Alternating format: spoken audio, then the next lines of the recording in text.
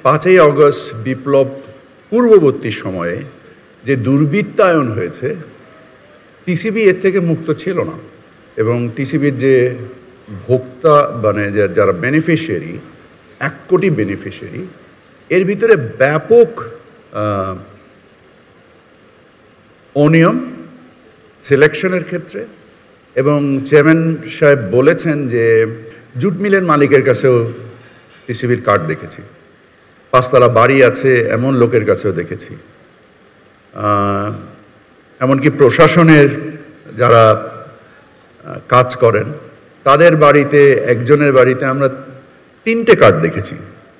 so এই সমস্ত কিছু উপলব্ধির মাধ্যমে আমার কাছে মনে হয়েছে যে বাণিজ্য মন্ত্রণালয়ে, আমার যেহেতু 3টে মন্ত্রণালয়ের দায়িত্বে আমি এখন, বাণিজ্য মন্ত্রণালয়ে আমার যে পার্সোনাল যে আগ্রহ, যেখানে আমি ডেভেলপমেন্ট